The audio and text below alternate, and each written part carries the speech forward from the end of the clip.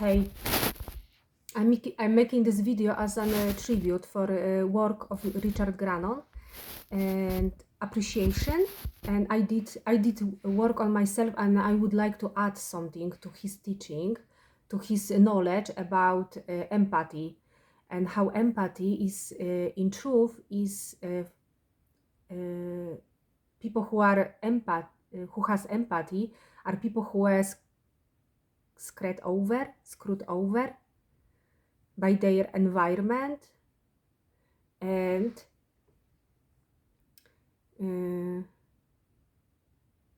I did work on myself. I had this strong tendency at my previous work. I had this strong tendency to connect with people at work on this level when I understood that I liked them because I was navigating our conversations and our so-called work relationships because I was in control of those relationships and I was in emotional charge and emotional control. First thing. Second thing, at some point I noticed that their problems were of the same matter. They were repeating themselves, and our conversation at some point were of the same matter. And I was giving them those advices. I was cheering them up. I was comforting them. I was giving them support in life, what to do. And actually, some of the I noticed some of the things I said, they have benefited, because they didn't know a lot of things which I've learned and I knew, and they get a lot of benefits from me. But at some point, I noticed that those people who claim themselves to be such a victims and of their life circumstances, they are actually not so much victims. And I noticed that sometimes they were abusive themselves, and in situations that they couldn't find excuses, in situations which were very in situations which were allowing for them to behave like human beings. There was no need to be abusive toward other people. And actually, this woman was honest with me, and she told me that she's abusive toward her child and abusive toward her animals, she and her life partner. Although there was such a pathology, they really shouldn't be together. This wasn't even a relationship. That was nightmare. That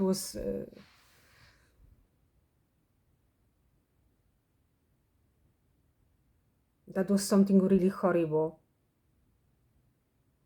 and they shouldn't be in this relationship. I don't know what it was. I don't think that was a relationship. I don't know what it was. And I felt very, very sorry for her child. He had to live in those well, she was very neglecting herself, and I'm pretty much, she was neglecting like everything around herself. And what and strangely, she because at some point I decided to commit to inner silence, and stop controlling the conversation, stop to make those conversations my way. Because they are constantly talking about problems. Then I was navigating conversation. I will say things about this, about that, and I was enjoying. Actually, I was enjoying a little bit myself and my conversation and my my opinions, and but they get theirs. Okay, I was giving them what they wanted, their advices.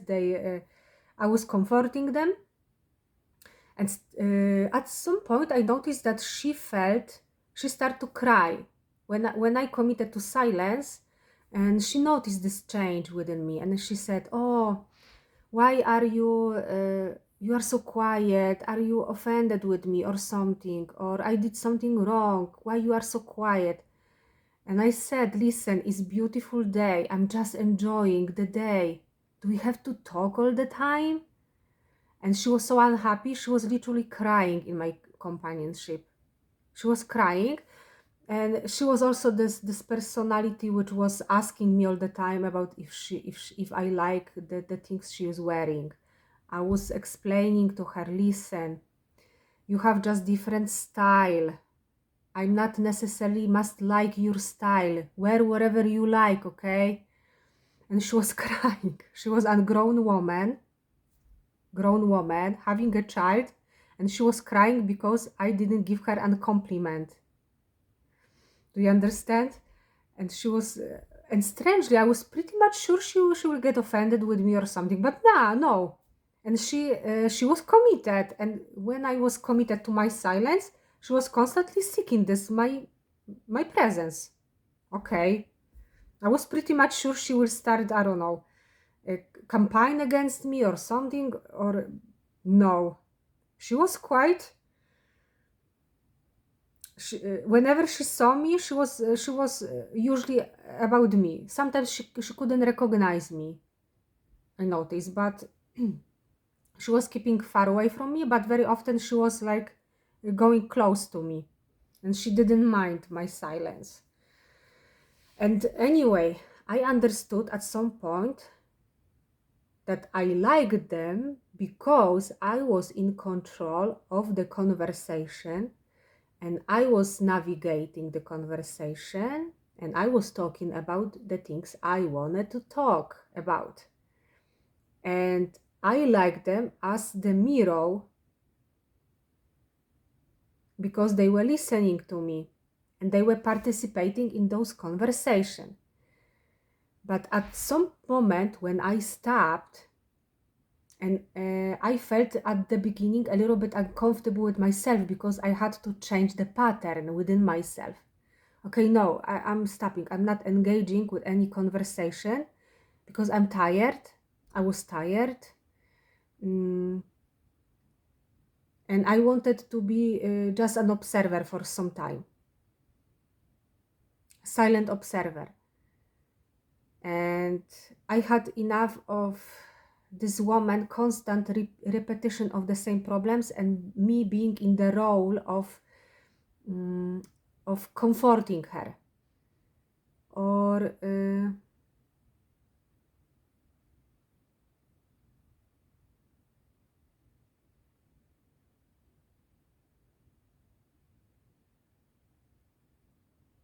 she was crying a lot in my company. Even my honesty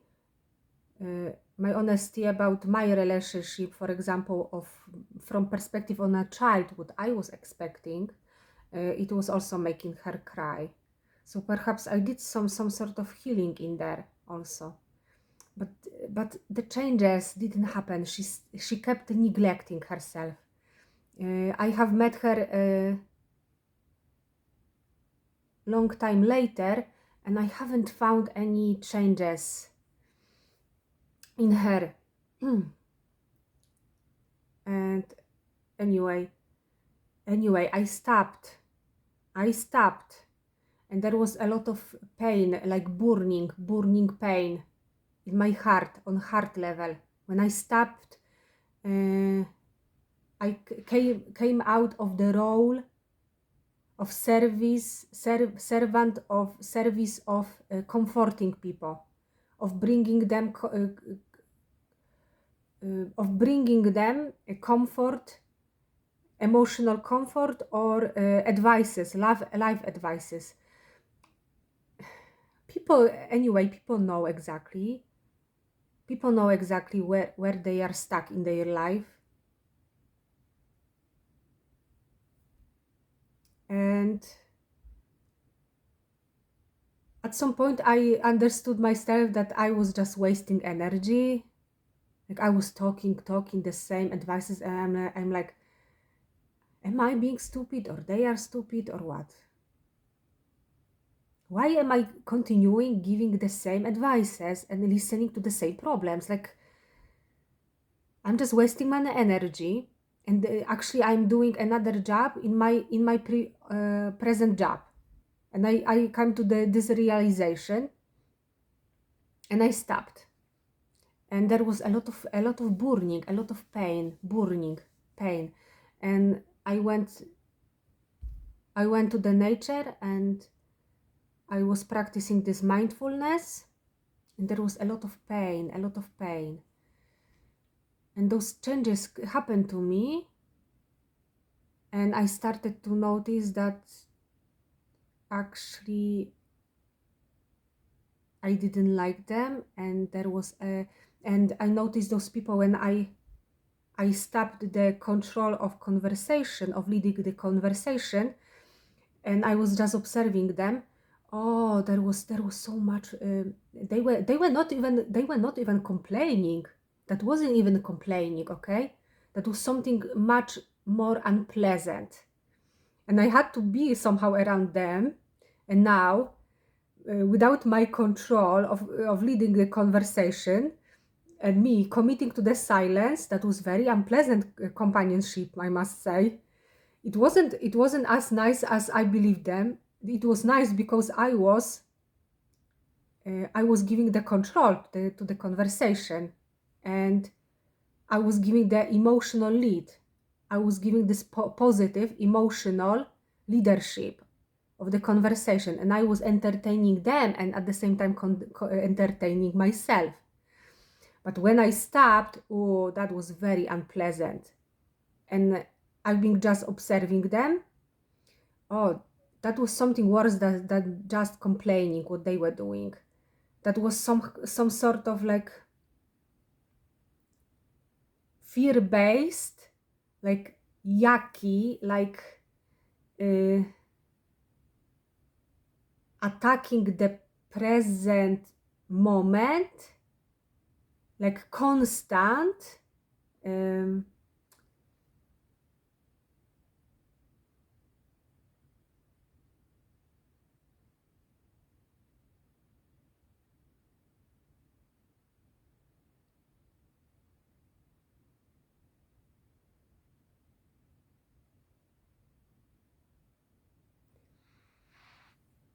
they acted like constantly in opposition to exactly to what life is around. They were like constantly complaining. They couldn't bear to be in this situation. They couldn't bear.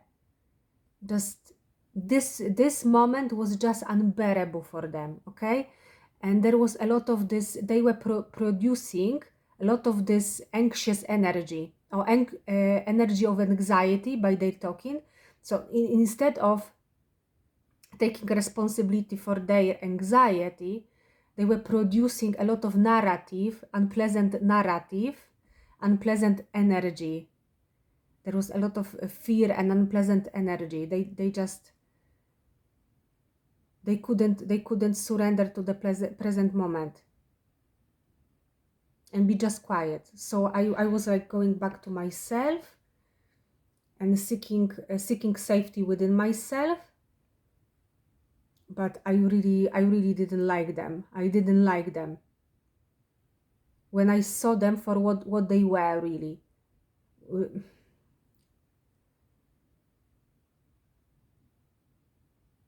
How they acted.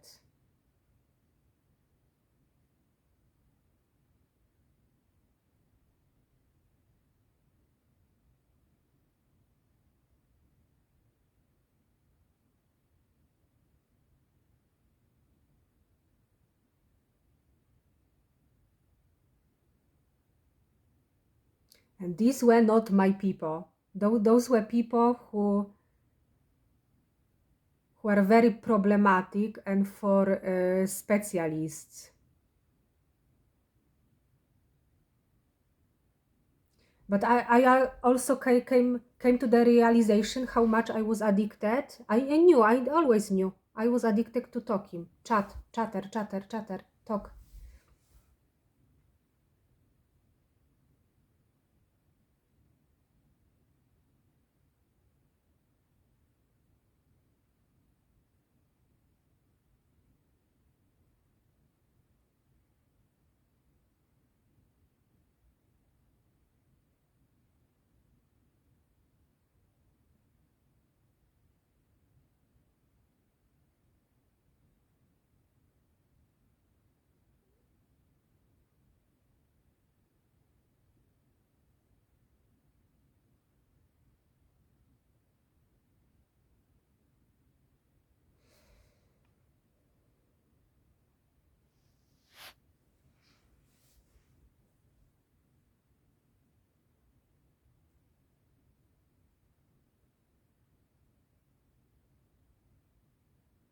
Maybe I will add only that it costs a pain to stop ourselves, but those people at certain point, when they noticed that they are not getting what they want, they don't get this constant empathy from woman, this constant emotional support, understanding, especially when I saw this guy who was seeking my constant emotional help and comfort, emotional comfort. When I needed help, he was cowardly, hiding, and even people were telling him like why he is not standing with words or anything after me. Only he's hiding somewhere. Like when woman is in a need, he was cowardly, hiding somewhere there. And I'm not saying that he must beat guys or something like this, but at least say something. Say something like, hey man, how are you behaving toward women? Like whatever, stand in front of protect women or anything. But he was like, when he was seeking my emotional comfort or something, or he got a little bit of flu, oh, then he was, oh, comfort me, comfort me.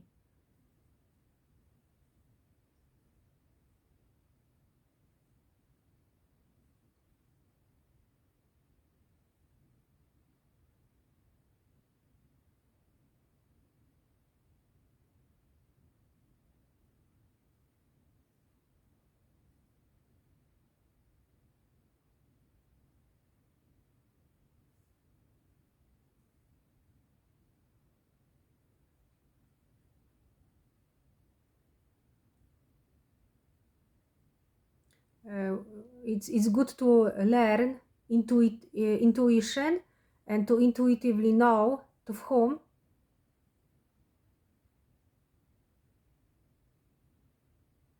it's appropriate in the moment to give compassion or empathy and whom to not.